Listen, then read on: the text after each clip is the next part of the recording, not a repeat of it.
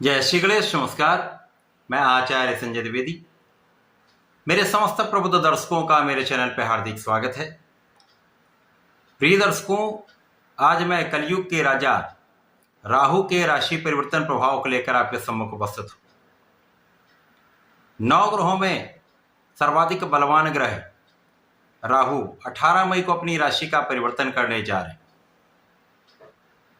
वर्तमान मीन राशि को छोड़कर अपने मित्र शनिदेव की राशि में इनका प्रवेश होने जा रहा है। कुंभ राशि में इनका प्रवेश होगा। प्रिय दर्शकों, जब भी कोई ग्रह मित्र की राशि में जाता है या स्वराशि में जाता है, अब क्योंकि राहु की अपनी कोई राशि नहीं है, राहु छाया ग्रह हैं, तो जब ये मित्र की राशि में जाएंगे तो अत्यंत बलवान स्थिति होगी। और राहु के साथ सर्वाधिक इस बात की प्रबलता होती कि जिस राशि में जाते हैं उस राशि के स्वामी के गुणों को भी ये अडॉप्ट कर लेते हैं, उसको भी अपने अंदर समाहित कर लेते हैं। शनिदेव कर्म प्रधान देव हैं, तो कहीं ना कहीं ये प्रभाव राहु के अंदर आने वाला है।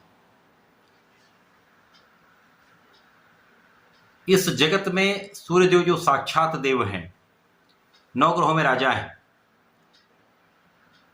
सर्वाधिक बलवान ग्रहों में से एक हैं। राहु उनको भी ग्रहण लगा देते हैं, तो निश्चित रूप से राहु वर्तमान युग का सर्वाधिक बलवान ग्रह है। ये अनएक्सपेक्टेड है, भ्रामक हैं। राहु छद्म है, राहु युक्ति है, राहु राजनीति है, राहु कूटनीति है। राहु रंग से राजा बना देते हैं। राहु चमत्कारिक रूप से आपको लाभ दे देते हैं। यदि ऐसी स्थितियां बन रही हैं जहां पर राहु एक अच्छा प्रभाव देने जा रहे हैं, तो ये निश्चित रूप से बहुत कम समय में बहुत बड़े बड़े लाभ दे देते हैं। राहु इसीलिए कहा जाता है ये ऐसा ग्रह है जिसके बारे में आप अनुमान नहीं लगा सकते कब क्या हो जाए। अब राहु अपनी राशि का परिवर्तन करने जा रहे हैं। 1.5 वर्ष के लिए ये अपने मित्र की राशि में प्रवेश करने जा रहे हैं, गोचर करने जा रहे हैं। ये समय राहु का है। निश्चित रूप से कुछ बड़े परिवर्तन कराने वाला, कुछ बड़े लाभ देने वाला, कुछ आकस्मिक देने वाला ये जो ग्रह है कुछ विशेष करने वाला है। आज मैं वृषभ राशि के लिए, जो राहु की उच्च राशि कही जाती है, राहु के इस राशि परिवर्तन का किस प्रकार का प्रभाव प्राप्त होगा, किन किन भाव में वृद्धि होगी, इस समय में आप कितना लाभ ले पाएंगे, अथवा कहीं पर समस्या या अवरोध है तो उसका क्या निराकरण है, संपूर्ण विश्लेषण मैं पूर्ण तर्क के साथ करने जा रहा हूं। प्रिय दर्शकों, इस राशिफल को आप अपने लग्न तथा राशि दोनों के अनुसार देख सकते हैं। वृषभ राशि के लिए राहु का ये परिवर्तन आपके कर्म क्षेत्र में होने वाला है। अब क्योंकि मित्र की राशि के लिए राहु का ये परिवर्तन है, मित्र की राशि में है, तो ये अत्यंत विशेष है। राहु जब देते तो छप्पर फाड़ के देते, चाहे वो संकट हो, चाहे वो धन हो, चाहे वो लाभ हो, चाहे वो ऐश्वर्य हो, चाहे संपदा हो। तो राहु का ये प्रभाव अत्यंत विशिष्ट है। वृषभ राशि के लिए 10वें भाव में होकर ये निश्चित रूप से आपके कार्य क्षेत्र में प्रबलता लाएंगे, यहां पर कोई संदेह नहीं। आपका कार्य क्षेत्र विस्तृत होगा, यहां पर भी कोई संदेह नहीं। आपको अनएक्सपेक्टेड लाभ मिल जाएगा, पद की प्राप्ति हो जाएगी, मन चाहा आपको स्थानांतरण मिल जाएगा। आप चाह रहे हैं कि मेरा इस जगह ट्रांसफर हो जाए, वो हो जाएगा। यदि आप सरकारी नौकरी में हैं, शासन प्रशासन में हैं, तो यहाँ पर एक अच्छा लाभ आपको प्राप्त हो सकता है। परंतु यहाँ पर आपको सावधानी भी रखनी होगी, क्योंकि जैसा मैंने कहा, राहु को आप समझ नहीं सकते कब क्या कर सकते हैं। तो यहाँ पर अपने कार्य में निष्ठा रखिए, न्याय के साथ काम करिए, क्योंकि न्यायाधीश की राशि में इनका गोचर है। न्याय के साथ आप काम करेंगे, निष्ठा के साथ आप काम करेंगे तो सफलता भी अवश्य मिलेगी। सफलता भी बड़ी स्तर की मिलती है।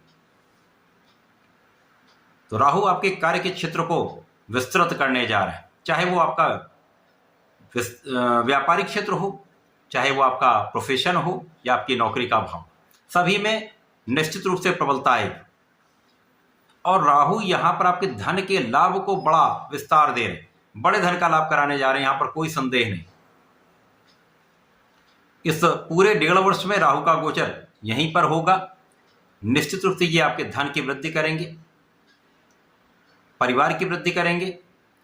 परंतु यहाँ पर परिवार के बीच में आपकी वाणी के कारण कुछ समस्या भी होगी, क्योंकि जैसा मैंने कहा राहु को आप समझ नहीं सकते।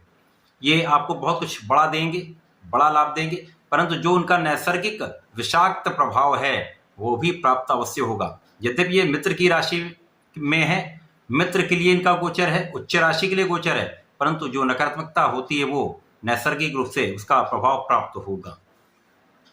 तो यहाँ पर परिवार के बीच में बहुत संयमित रहिए, प्रेम से बात करिए, सामंजस्य बनाकर चलिए, समस्त लाभ आपको प्राप्त होंगे। हो सकता है पारिवारिक संपत्ति का ऐसा कोई भाव जो लिटिगेट हो, समस्याग्रस्त हो, उसका हल निकला, एक बड़ा लाभ आपको प्राप्त हो जाए। इसी प्रकार से अपनी वाणी से यदि लाभ लेना है और राहु का यदि प्रभाव प्राप्त करना है तो बहुत संयमित रहिए, सोच विचार कर बात करिए, तो आपको आपके काम के क्षेत्र में भी बड़ा लाभ मिलेगा, आपके व्यापारिक क्षेत्र में भी लाभ मिलेगा, आपको आपके प्रोफेशन में भी बड़ा सहयोग प्राप्त होगा। इस समय में जो जातक कला क्षेत्र से संबंधित हैं उनके लिए बड़े अवसर यहाँ पर मिल सकते हैं, बड़े बड़े कॉन्ट्रैक्ट मिल सकते हैं, विदेश जाकर काम करने का योग बन सकता है। अचानक ही कुछ ऐसा बड़ा योग आपके लिए बन सकता है जो आपके लिए बड़ी धन प्राप्ति करा दे। इस समय जो लोग राजनीति में हैं उनका कूटनीतिक भाव अत्यंत प्रबल रहेगा। वो अपने काम को कैसे निकालना है, किस प्रकार से अपने काम में वृद्धि करनी है, कैसे लोगों का सहयोग प्राप्त करना, समस्त क्षेत्र में वो सफलता की प्राप्ति करने वाले। आप अपना काम निकालना यहाँ पर जानते हैं, राहु ऐसा सिखा देंगे। परंतु इस समय में आपके काम के क्षेत्र में नाम भी होगा, सम्मान भी मिलेगा, अपयश भी मिलेगा। जब बड़ा नाम होता तो वहां पर कहीं न कहीं अपमान का भी योग बनता, अपयश का भी योग बनता है। तो इससे डरने की आवश्यकता नहीं, आप अपने काम को निष्ठा के साथ करिए, पूर्ण रूप से प्रयास करते रहिए। इसी प्रकार से इस समय में जब भी कोई इन्वेस्टमेंट करें, बड़ा कार्य करने जा रहे हैं, बड़ा व्यापार करने जा रहे हैं या उसमें बड़ा धन लगाने जा रहे हैं, तो विचार करके करिए, क्योंकि आप धन फंसने का भी योग बनता है।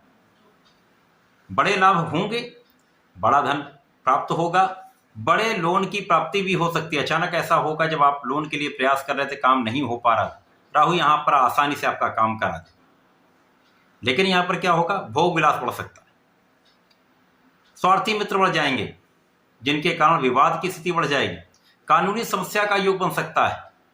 तो यहाँ इनसे सावधान रहना है, भोग विलास का त्याग करना है, स्वार्थी मित्रों से दूरी बनानी है, किसी भी प्रकार के वाद विवाद से दूरी बना लेना ही श्रेयस्कर होगा। यहाँ धन के भाव में किसी प्रकार की बड़ी समस्या नहीं है, केवल यहाँ धन के नियंत्रण पर आपको काम करना होगा, धन को सही जगह पर लगाने पर आपको ध्यान देना होगा, संचय करने पर आपको ध्यान देना होगा। तो राहु का जो ये प्रभाव आपके दशम भाव में होकर विशेष है, यहाँ आपको अपनी माता के स्वास्थ्य में विशेष रूप से ध्यान देना होगा, माता पिता दोनों के स्वास्थ्य में ध्यान देना होगा। यहाँ पर अचानक कुछ स्वास्थ्य की समस्या हो सकती है, तो यहाँ आपको विशेष रूप से सजग रहना होगा।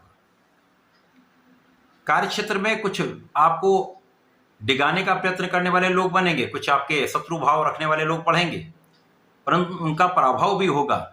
लेकिन ये जो शत्रु का बनना है, आपके लिए विवाद करना है, ये कहीं न कहीं आपके लिए तनाव बढ़ाने वाला अवश्य होगा। इस पूरे 1.5 वर्ष के समय में आपको नियमित रूप से भगवान भोलेनाथ की आराधना करनी चाहिए। भगवान शिव की आराधना करिए, नमः शिवाय पंचाक्षर मंत्र का जप करिए, राहु प्रसन्न रहेंगे, आपको लाभ भी मिलेगा, समस्याएं कम होंगी, विवाद कम होंगे, आपको अपने आप पर नियंत्रण भी आएगा, समय का सदुपयोग आप कर पाएंगे। तथा प्रत्येक शनिवार को भगवान भोलेनाथ पर जलार्चन करें, काले तिल का अर्पण करें, साथ ही साथ बेलपत्र का अर्पण करें, तथा चंदन की सुगंधि का अर्पण करें, विशेष लाभ आपको प्राप्त होगा। इस समय में यदि अपने घर में एक मोर पंख रखते हैं, अपने पास एक मोर पंख रखते हैं, तो विशेष आपको लाभ प्राप्त होगा, विघ्न कम होंगे, बाधाएं कम होंगी, आपको लाभ वृद्धि निश्चित होगी। तो ऐसा करके समय का उपयोग करें, लाभ लें। धन्यवाद, नमस्कार।